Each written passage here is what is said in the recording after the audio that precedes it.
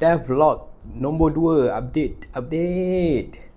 Alhamdulillah hari ni dah hit baru pagi tadi kot hit 300. Aku tak gambar 300 users. Dan Devlog lepas aku tak ingat berapa je lagi aku letak nombor kat sini. Aku rasa dalam 40 subscriber kot. Hari ni dah 56 subscriber, 56 ni guys. Siteagent.com. So hari ni hari ke-11 building siteagent.com.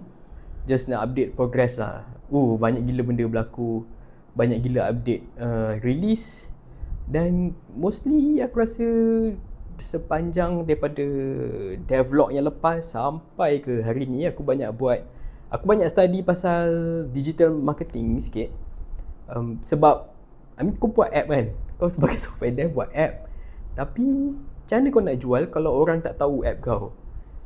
Even aku ada 6,000 follower LinkedIn, ada 1,000 follower Thread, ada macam-macam lah. Tapi macam mana aku nak reach to the greater audience tau? So aku ada update sikit lah. Aku ada connect dengan member aku zaman sekolah dulu. Dia ada ajar pasal, aku tanya dia macam mana dia expand dia punya business jam dulu kan, which is very different lah from software. Ya Allah, ni nak kena shift.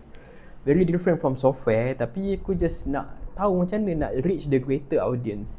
Meaning, okay, circle aku semua yang find this stuff useful, okay lah, but how do I expand more orang yang bukan circle aku, yang public tau. So aku research lah, diorang kata buat ads apa semua. But for this stage, aku rasa buat ads macam tak sesuai lagi lah. Aku rasa tak sesuai lagi. Aku kena keep on posting. Aku dah post kat TikTok apa semua. So far tak ada content yang blow up lagi, but slowly I think will be lah. So aku ada juga buat content yang macam biasa-biasa. Contoh macam ni kan, update kan. So okay lah. Dan benda paling best lah aku pasang post hoc MCP tau. So post hoc MCP ni kalau korang nak tahu, sekejap buka post hoc. So post hoc ni adalah app untuk nampak zero. So post hoc ni adalah app untuk analytics, dan juga boleh buat alerting apa bagai semua sekali lah. Tapi orang pakai dia mostly untuk tengok funnel. Aku belajar pasal funnel juga guys. So funnel ni benda menarik jugalah. Contoh kau dah promote kan, tapi kau nak tahu kau punya posting tu dapat attract orang ke tak, dan orang tu actually masuk and then convert ke tak kan. So far aku just letak notification. Sekejap aku tunjuk lah. So far aku just letak notification dalam group Discord. So far aku ada satu channel Discord yang aku letak notification lah basically.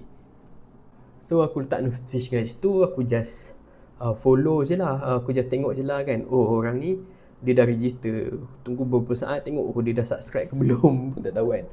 So far aku ada ni je lah. Aku ada channel tu.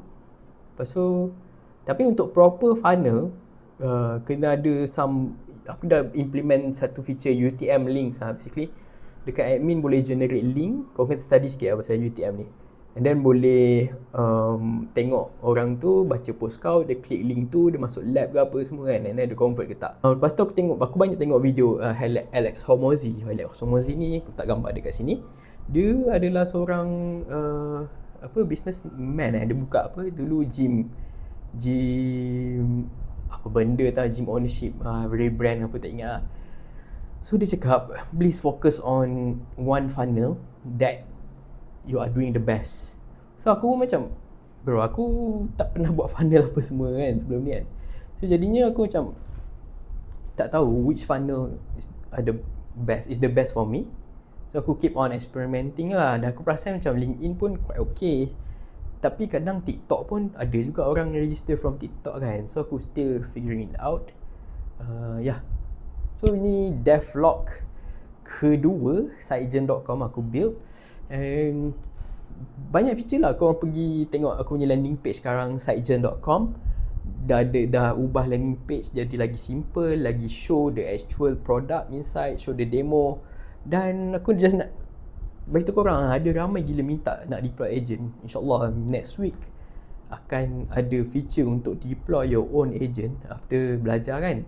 So boleh create your own agent, macam marketing agent ke apa semua agent yang korang boleh pakai internally ataupun boleh deploy ke public. Alright guys, thank you. That's all for vlog kali ni. Terima kasih banyak sebab support sideagent.com. InsyaAllah akan konsisten dan akan grow ni lagi besar. Target aku revenue 1 juta sebulan, kalahkan Respond.io. Respond.io baru ni kan, apa, series C the race kan. So in terms of raising funding, aku tak raise any funding lah. For now aku keep on macam bootstrapping, dan akan update korang lah develop macam ni kan. So kalau korang nak content macam ni lagi, tolong like dan subscribe dan komen apa-apa kat bawah. Thank you guys. Bye.